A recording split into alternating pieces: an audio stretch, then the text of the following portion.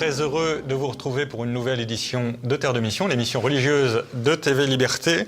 Je reçois de nouveau l'abbé Guy Pagès. Bonjour monsieur l'abbé. Bonjour Guillaume. Merci d'avoir accepté notre invitation.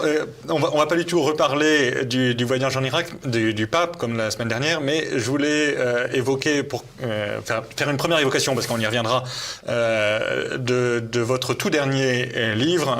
Les auditeurs vous connaissent déjà comme un des prêtres français les plus versés en quelque sorte dans l'apologétique à destination des musulmans, et vous venez de publier un tout petit livre très efficace qui s'appelle La preuve du Coran ou la fin de l'islam. C'est quoi l'idée de la preuve du Coran ?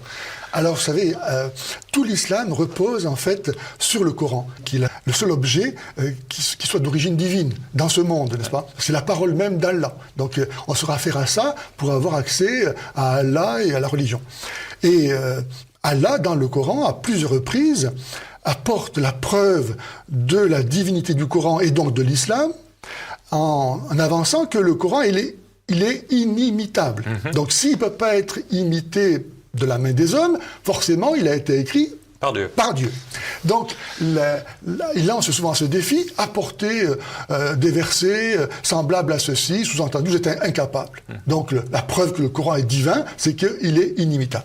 Eh bien, moi, j'ai la prétention de relever le défi d'Allah et d'apporter des versets qui soient semblables à ceux d'Allah. Alors, il faut remarquer d'abord que dans le Coran, Allah ne désigne pas le juge de ce défi. Or, il ne peut pas être un musulman, car on ne peut pas être à la fois juge et partie. Et les musulmans ne vont jamais accepter un mécréant pour juger une telle affaire. Absolument. Ensuite, les critères ne sont pas définis. Si moi quelqu'un arrive en disant, voilà, mon texte est semblable à celui du Coran, sur quelle base va-t-on pouvoir en juger ? Les critères ne sont pas définis. Donc, déjà, ça foire un petit peu le défi, n'est-ce pas ? Mais peu importe. Moi, même sans cela, j'arrive à me débrouiller, parce que dans le Coran, il y a des versets où manifestement, ce n'est pas Allah qui parle. Par exemple, dans la sourate 72, le Coran fait parler des djinns, qui sont des espèces de démons, n'est-ce pas ? Ou bien des fois, ils sont des anges qui parlent. Ou bien des fois, c'est Mahomet. Donc, on a la preuve que dans le Coran, il y a des versets qui ne viennent pas d'Allah, qui viennent de djinns, des anges, de Mahomet, et qui sont élevés au même statut que la parole d'Allah, certifiée par le Coran.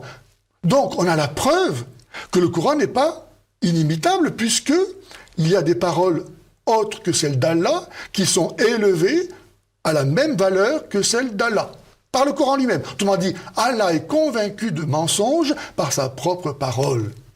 Extraordinaire. Et donc, votre livre consiste d'une certaine façon, à mettre sous les yeux du juge, on ne sait pas qui, mais donc en l'occurrence le lecteur, oui, la preuve que c'est incohérent, en fait, voilà, que le défi d'Allah ne tient pas la distance. Ça me paraît évident. Alors, par exemple, j'apporte d'autres preuves. Je relève le défi d'autre façon. Par exemple, vous savez que dans le Coran, il est stipulé que pour qu'une femme puisse porter plainte pour un viol, il faut qu'il y ait eu 4 témoins de la pénétration. Donc on sait bien qu'aujourd'hui, 4 hommes peuvent se mettre d'accord pour faire leur mauvais coup, s'arranger pour ne pas témoigner l'un pour l'autre. Et puis comment une femme va... Tous les violeurs ne vont pas se mettre dans un spectacle, n'est-ce pas ? Donc la justice d'Allah, elle est quand même va pas très loin.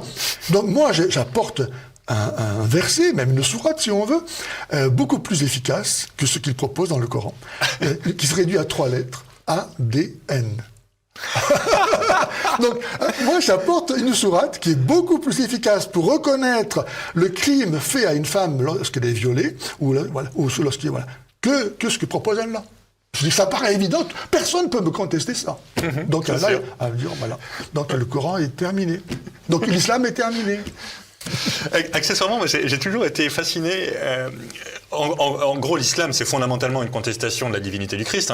D'ailleurs, moi, je trouve ça remarquable que la profession de foi musulmane commence par non, il n'y a pas d'autre Dieu que Dieu. Oui. Donc, c'est vraiment antéchristique au sens exact du mot, c'est contre le Christ. Oui. Et j'ai toujours été fasciné parce que le Christ se présente à nous comme la parole incréée du Père, le Fils engendré de toute éternité, mais c'est le Verbe.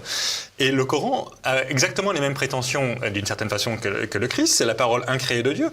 Et je n'arrive pas à comprendre pourquoi les musulmans ne voient pas que ça ne nie pas l'unicité de Dieu, de reconnaître, parce qu'évidemment, ils sont monothéistes, clairement l'islam est un monothéisme strict, mais le Coran viole d'une certaine façon ce monothéisme. Tout à fait. Et même, alors on pourrait aussi faire remarquer aux musulmans, c'est que Allah dans le Coran se présente comme étant une lumière dans une lampe alimentée par l'huile d'un arbre béni. Donc, Allah lui-même se définit sous une forme trinitaire. Il faut qu'il y ait un arbre qui donne de l'huile, et il faut qu'il y ait une lampe, et il faut qu'il y ait la lumière. Donc il faut les trois éléments pour que Allah puisse être défini. Donc lui-même, il n'arrive pas à se définir autrement que trinitaire. Tellement la Trinité s'impose comme étant la clé d'explication de toute chose, en fin de compte. Moi, je trouve que c'est absolument... pardonnez-moi, je voudrais pas froisser votre humilité, mais je trouve que c'est génial d'attaquer, si je peux dire, l'islam en montrant que la source même de la révélation islamique est erronée. Parce qu'en fait, pour moi, le vrai problème du dialogue interreligieux, et notamment du dialogue islamo-chrétien, c'est qu'on fait comme si il allait de soi, qu'on avait deux révélations qu'on pouvait quasiment équiparer, rendre équivalentes l'une à l'autre, et on compare ce qu'il y a de commun, ce qu'il n'y a pas de commun. Ouais. Mais en la réalité, c'est que c'est pas vrai. Exactement. Il y a une révélation et quelque chose qui est un contournement de révélation, ou une falsification de révélation. Oui, comme vous dites, c'est une opposition, c'est un antichrist. L'islam n'a pas d'autre raison d'être pour pouvoir exister que de rejeter le christianisme. Parce que le christianisme est parfait, il est définitif, il est universel. On ne peut rien ajouter de plus. Donc, nécessairement, pour trouver sa place, il faut qu'il rejette le christianisme. Oui, c'est ça. Alors quand ils disent que, en fait, nous imitons les Juifs qui ont refusé le Christ en refusant Mahomet, mais le rapport est complètement différent, car les Juifs attendaient et attendent toujours le Messie, nous n'attendons personne, nous avons tout reçu dans Jésus. Donc la comparaison ne vaut pas. Absolument. Absolument. Et par ailleurs, nous n'accusons pas les Juifs d'avoir falsifié leurs Écritures. Nous reprenons les Écritures des Juifs. C'est tout à fait différent. Et d'ailleurs, pour le coup, nous pouvions réellement lancer un défi à la révélation hébraïque en disant montrez-nous que le Christ n'est pas la clé d'interprétation de l'Ancien Testament. Évidemment, je comprends que certains aient refusé cette clé d'interprétation, mais jamais, à ma connaissance, on ne nous a opposé que nous avions falsifié les Écritures. Or, le Coran dit... En fait, c'est les chrétiens qui ont changé l'évangile et c'est les juifs qui ont changé la Torah. Mais c'est pas vrai. Absolument. En tout cas, ils n'ont aucune preuve de ce qu'ils disent. Exactement. Et on pourrait rajouter à l'adresse des juifs, c'est que depuis que Jésus est venu, ils n'ont plus de temple, plus de sacerdoce, plus de prophète. C'est comme la preuve en est que donc Dieu leur a tout donné en donnant Jésus. Quoi. Absolument. L'abbé Guy Pagès, La preuve du Coran ou la fin de l'islam, c'est chez DMN, Dominique Martin-Morin, excellent éditeur courageux qui vous a déjà édité plusieurs fois. Oui. Donc Dominique Martin-Morin, ça vient de paraître et c'est à 13 €. C'est un petit bouquin qu'il faudrait mettre entre toutes les mains parce que je pense que c'est vraiment d'une efficacité remarquable en apologétique. Merci Pascal Abbé. Merci Guillaume.